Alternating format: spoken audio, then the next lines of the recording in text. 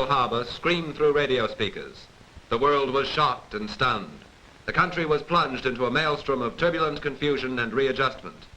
Dartmouth, too, immediately went about the process of readjustment, and in short time became a virtual training ship for sailors, marines, and naval officers.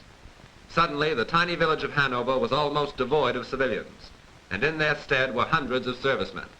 Every moment of the day and night counted for these prospective Navy and Marine officers, because they were preparing for the grim leadership of men in battle, far from quiet Hanover Plain.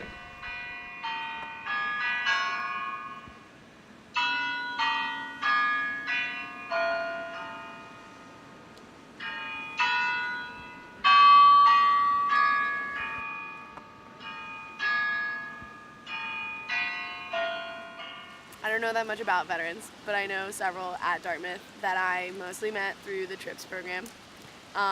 One was on a crew and the other two were on their freshman trips. I don't really know anything about veterans at Dartmouth, but I'd like to know more. Most of them were coming in for their second year, not their first.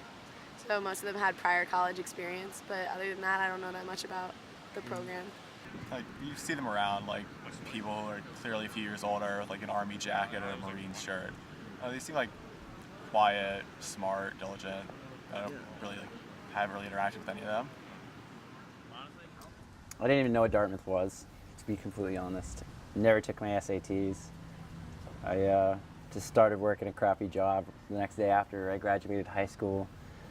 And then I went to community college and bombed 2 semesters before I joined the Army in 2005. Pulled my head out of my ass a bit. I spent 15 months in Iraq.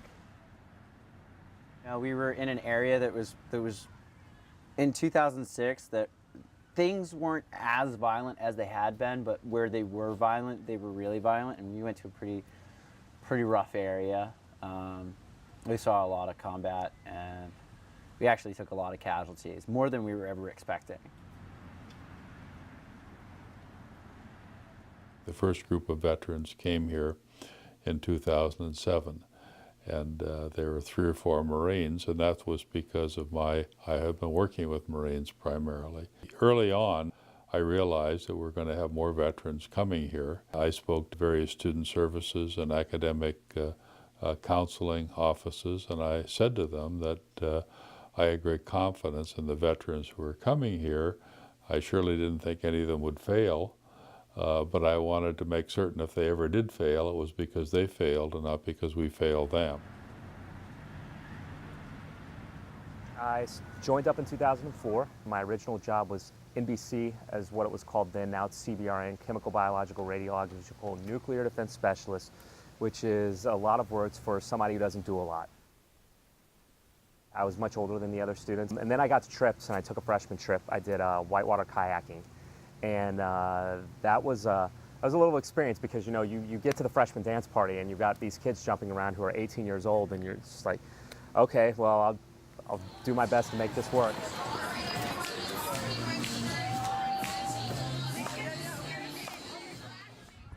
It's tough.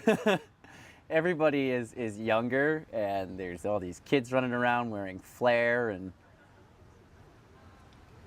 there's this strange game called Pong that they're playing with broken paddles, and I'm flipping tables because I get angry, and I did have a hard time. There was one class I took called War and Peace in the Modern Age, and it was a real big discussion type class, and you talk about really on the ground kind of stuff that usually doesn't get talked about in a classroom, so I was really impressed about that. Del Press, who was running the class, often looked to me and would just be like, what's your take on that? And that was a real great opportunity to kind of be able to tell a lot of these kids, this is what it's like when you do this or that. And I would let them speak and see what they drew from the readings or the discussions and whatnot.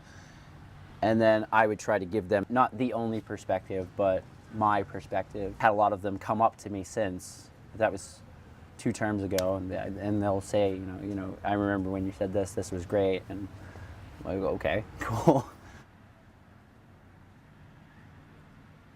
I always remind people that the key for having a diverse campus community is that we learn from other students. So much learning takes place in and out of the classroom from other students, the sort of questions they ask, the observations they make, the sort of experiences that they can reflect upon from their own lives. And believe me, these veterans add a lot.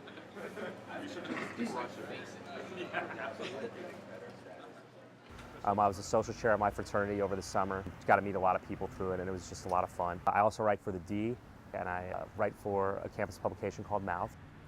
I spent 6 years earning going to college. I'm going to go to college.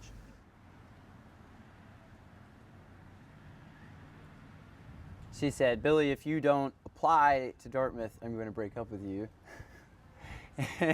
And she said, "If you apply and get accepted, but don't go, I'm going to break up with you." And why? I love you. We live together. We're doing great. She goes, "Because you looked at that school in a way that you've never looked at me."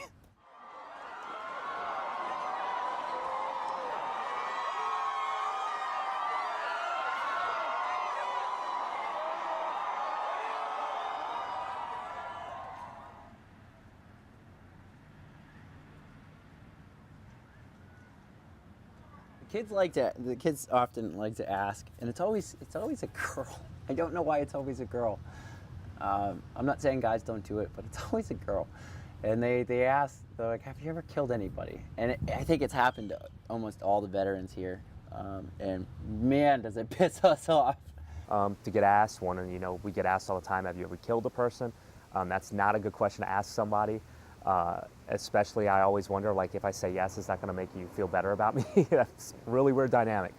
It's one of those questions like, "Hi, nice to meet you. How many people have you slept with?" It's just one of those things that you shouldn't. And sometimes, like, early on, I used to get really, really mad, and I didn't exactly know what to do. But then I realized, they just come from an entirely different background than me. And some of them are extremely far away from the military. And that's not their fault. But you kind of have to figure out a way to firmly allow them to realize that that's not okay and that they're never allowed to do that again. There are military veterans who are heroes. Definitely military veterans who are definite heroes. And then there's a lot of us that just did our job.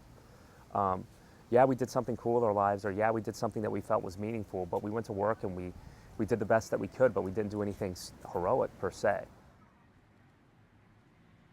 2009, I decided that one of the things I wanted to do before I left the presidency was climb Moosilauke. When I was putting together the group, though, I contacted 2 undergraduate Marines that were here and asked them if they would be willing to join us on the trip.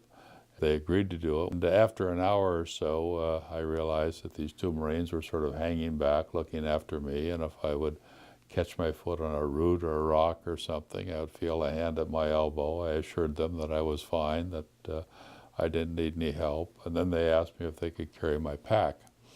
And I said, "No, I can carry my own damn pack." And so we kept going, and an hour or so later they said, "You sure we can't carry your pack?" And I took it off my back and handed it to them, said, "Yes, you can carry my pack." And so we climbed Moosilauke. We did it. That just goes to show you, and always remember that there are mountains to be climbed and a lot of people who will help you.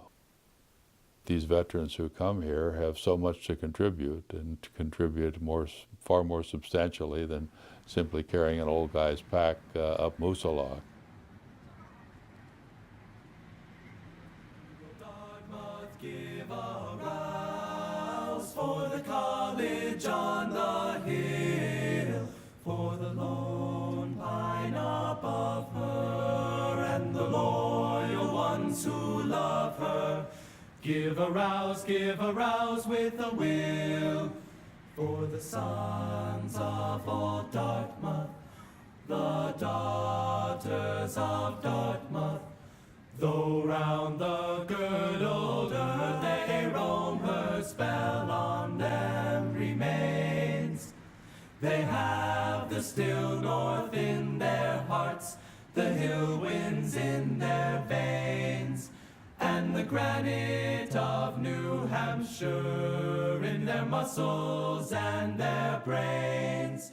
And the granite of New Hampshire in their muscles and their brains.